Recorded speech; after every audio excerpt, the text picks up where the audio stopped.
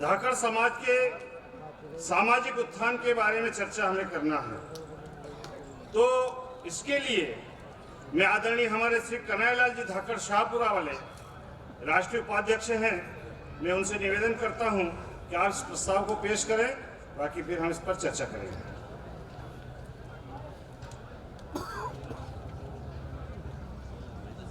बोले धर्मेंद्र भगवान की। आज इस 32वें अधिवेशन पर के अवसर पर मंच पर विराजमान आदरणीय रोडमल जी नागर साहब राष्ट्रीय अध्यक्ष, राजस्थान सरकार में ऊर्जा मंत्री हीरालाल जी नागर, सम्मानित मंच, सामने बैठे हुए समाज बंधु, मातृशक्ति, युवा साथियों, धाकड़ महासभा समय समय पर कार्यक्रमों के माध्यम से समाज उत्थान के लिए, समाज जागरण के लिए प्रयास करती रहती है। इस संबंध में मेरा मंच पर विराजमान सब वरिष्ठ लोगों से निवेदन है कि धाकड़ महासभा का प्रदेश का अधिवेशन भी हो, जिले का अधिवेशन भी हो, राष्ट्रीय अधिवेशन में सब लोग नहीं पहुंच पाते हैं। अगर अपन प्रदेश अधिवेशन करें, प्रत्येक जिले में अधिवेशन करें और समाज में जागृति के लिए प्रयास करें तो ज़्यादा ठीक रहेगा। मैं इस समय ये निवेदन करना चाहता हूँ कि समाज के बंधु, अनेक संस्थाएं भी समाज की बनकर समाज के उत्थान के लिए कार्य कर रही है। धाकड़ महासभा के माध्यम से भी गांव-गांव में समाज की संस्थाएं बनकर सामाजिक सुधार के लिए, शिक्षा के लिए, कम खर्च के लिए, समाज में जो बुराइयां हैं उनके लिए प्रयास करें तो ज़्यादा कारगर होगी। मैं इस समय पर इतना ही निवेदन करके अपना स्थान ग्रहण करता हूं। जय भारत, जय धरणीधर। प्रस्ताव रखने के लिए धन्यवाद भाई साहब। अब मैं आमंत्रित कर रहा हूं हमारे बीच में विराजे विजय जी धाकड़ एडवोकेट रायसेन से पधारे हैं। इस विषय पर चर्चा के लिए संक्षिप्त में अपना समर्थन करने के लिए और पक्ष रखने के लिए मैं उनको आमंत्रित करता हूं।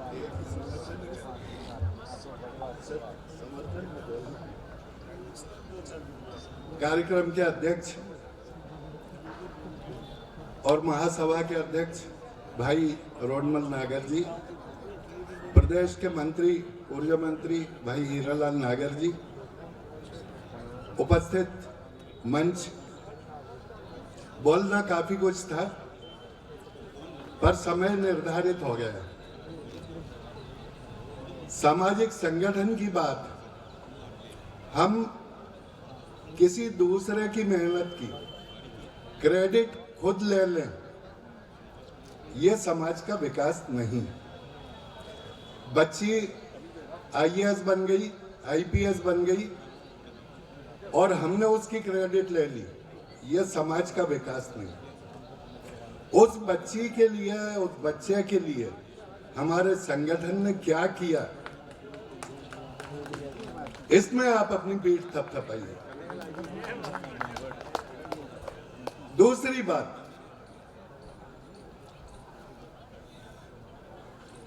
अच्छा नहीं लग रहा बोलने को, पर समाज का जो मुखिया बनता है उस मुखिया की जवाबदारियां क्या होती हैं? उस मुखिया की जवाबदारी ये होती है कि वो समाज के बीच में बैठे, समाज को बार बार बुलाए, समाज की राय ले और उस राय के अनुसार काम करे। मैं अभी धाकड़ बंधु पढ़ रहा था, थोड़ा सा पढ़ा, एक पेज खोला मैंने और उस पेज पे बड़ी विचित्र सी बात मिली। संस्था रजिस्टर्ड हुई कब? 2016 में। एक मिनट, ये धाकड़ बंधु है। 2016 में ये संस्था रजिस्टर्ड हुई। इसका क्रमांक 13 देखें, क्रमांक 13 देखें प्रबंध कार्यकारिणी का कार्यकाल। प्रबंध कार्यकारिणी का कार्यकाल 3 वर्ष होगा। समिति का यथेष्टता कारण होने पर उसे समय तक जब तक नई समिति का निर्माण नहीं हो जाता काम करती रहेगी, किंतु उक्त अवधि 6 माह से अधिक नहीं होगी। ये 2016 का है। इस संस्था में 3 साल के अंदर क्या इसके नियम को फॉलो किया गया? मैं समझता हूं 9 साल में इस नियम को फॉलो नहीं किया गया। हम समाज का विकास करने की बात कैसे करेंगे?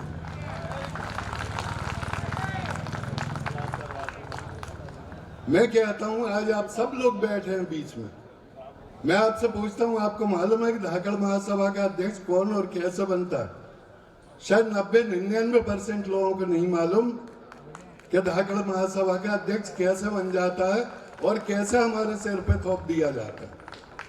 मैं आज इस मंच पे हमारे माननीय अध्यक्ष महोदय से निवेदन करूंगा कि वो चीजें बताएं कि अध्यक्ष चुनने का तरीका क्या है और समाज उससे संतुष्ट हो रहा या नहीं हो रहा।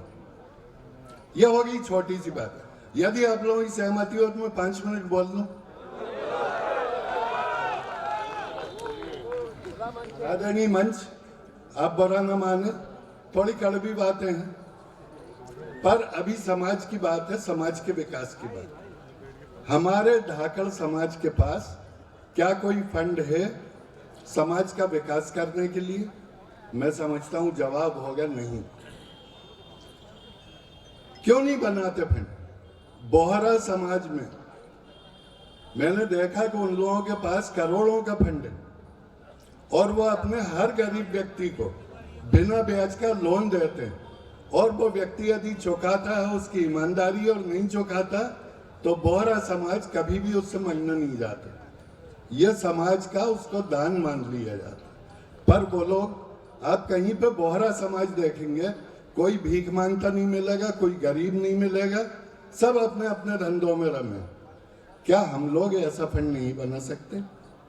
तरीका है उसका। आप 100 लोग, समाज तो बहुत बड़ा है, पैसे वाले लोग भी हैं, मैं एक उदाहरण दे रहा हूं, यदि 100 लोग धाकड़ समाज को 10,000 रुपए साल दें, 10 लाख रुपए इकट्ठा हो। हम उसका फंड 3 साल बना लें, यदि 1,500 लोगों को इकट्ठा करके, तो हम बड़ा फंड इकट्ठा कर लेंगे जो समाज के विकास के काम आएगा। पर उसमें पारदर्शिता रखना पड़ेगी। पर इसके लिए प्रयास कौन करे? हम लोग क्या करते हैं भाई साहब, बुरा मत मानना, हम लोग क्या करते हैं कि हमारे चुने हुए प्रतिनिधियों को, चाहे वो सांसद हों, चाहे विधायक हों, चाहे मंत्री हों, उनको हम अध्यक्ष बनाने की कोशिश करते हैं और उनके पास समय नहीं होता।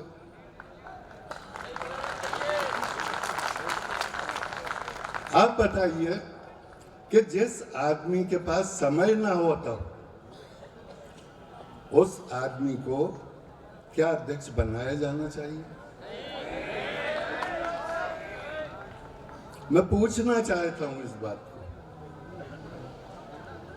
कि धाकड़ समाज, आप कह रहे कुछ जिलों में, अभी कुछ जिलों के तो आज तक धाकड़ शामिल ही नहीं हुए, शिवपुरी, ग्वालियर, मुरैना, मैं जाता हूं वहां पे। मैं 14 साल मध्य प्रदेश राज्य अधिवक्ता परिषद का चुना हुआ मेंबर रहा हूं, 14 साल। मैं 5 साल जिला पंचायत रायसेन का पहला सभापति रहा हूं। मैं 1 जनवरी सन 78 से वकालत कर रहा हूं, पर मैं तब से ही देख रहा हूं, मैंने खाचरोद में ही बहुत बोला इस बात। खाचरोद में आप थे, ये मैंने बोला था, और मेरे बोलने के बाद आदरणीय कन्हैयालाल जी राजस्थान निकल चुके थे, उनके निकलने के बाद उनको अध्यक्ष बनाया। जितने लोगों ने अपना नाम दिया था सबने वापस खींच लिया। फिर इसके बाद जावद में मैंने यही बात उठाई, पर बहरों के सामने चिल्लाने से फायदा क्या?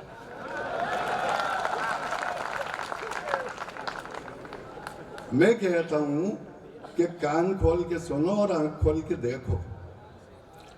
हम अभी कहा कि साहब युवक युवती परिचय सम्मेलन भोपाल में कर रहा है। मेरे को जिंदगी होगी भोपाल में या भोपाल के पास। मैंने धाकड़ समाज का युवक युवती परिचय सम्मेलन आज तक नहीं देखा।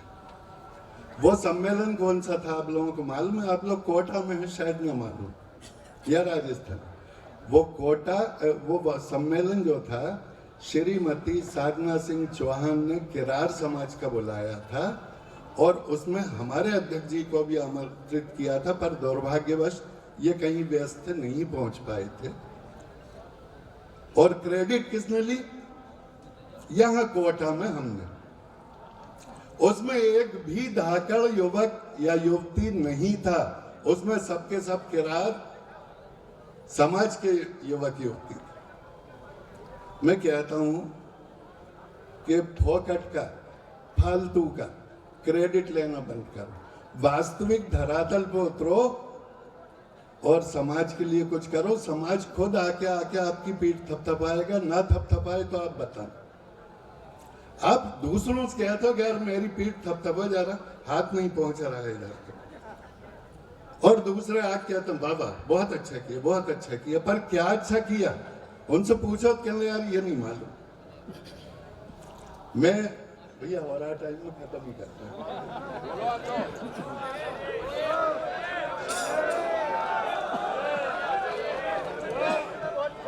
मैं आदरणीय अध्यक्ष महोदय से कहना चाहता हूं और निवेदन करना चाहता हूं, वो हमारे सम्मानित हैं, 3 बार सांसद रहे हैं, जनता ने उन्हें चुना, मैं उनका सम्मान करता हूं।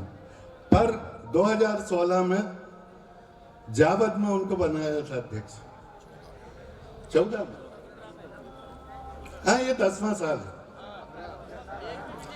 भाई साहब ये 32वां सम्मेलन नहीं होता, ये 35वां या 36वां होता। 10 साल से एक ही अध्यक्ष हमारे सिर पे बैठे हैं और मैं आपको दावे के साथ कह रहा हूं, मैं आपसे दावे के साथ कह रहा हूं कि वो चाहते तो मध्य प्रदेश में सम्मेलन कर लेते, कहीं कर लेते, सांसद जो चाहे कर लेते, पर क्यों नहीं किया उसका। अब मैं आपसे माफी मांग रहा, पर मैं आपसे यह भी कह रहा कि मैं आम जनता के बीच में रहने वाला आदमी हूं और आम जनता आपके बारे में बड़ा भला बुरा कहती थी, यार कैसे अध्यक्ष है, चुनाव नहीं हो रहा है, कुछ तो करो। एक बात आदरणीय कन्हैयालाल जी ने शायद वहां बुलाने का आपने बोला था सम्मेलन का, शायद मैंने सुना था, फिर एक बार सुनेल का सुना, फिर एक बार कोटा का सुना। भाई वास्तविकता है इस बार अध्यक्ष राजस्थान वाले को बनना, हम मध्य प्रदेश वालों को तो बनना नहीं। पर तीनों बार उनके प्रस्ताव को क्यों ठुकराया गया, मैं ये भी पूछना चाहती हूँ। अरे भैया आप तो सांसद हो, फ्री का हवाई जहाज, फ्री की ट्रेन, फ्री का सब कुछ, आप तो कहीं इंडिया में चले जाते, हम तो अपने ही खर्च करके जाते हैं।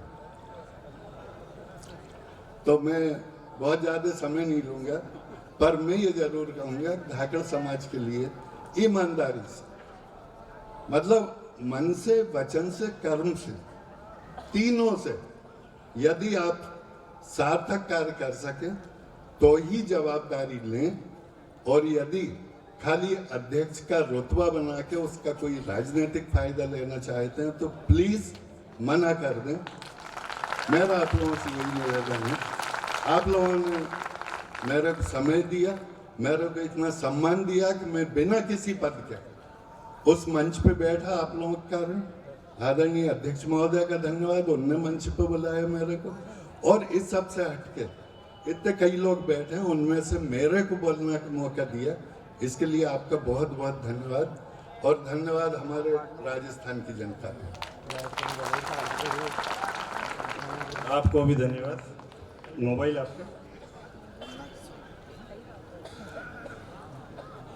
क्योंकि मोबाइल बहुत आ रहा है, एक मंच पे एक मोबाइल और आ गया है, किसका है वो आके ले लेंगे। वैसे समाज में काम करने की होड़ लगी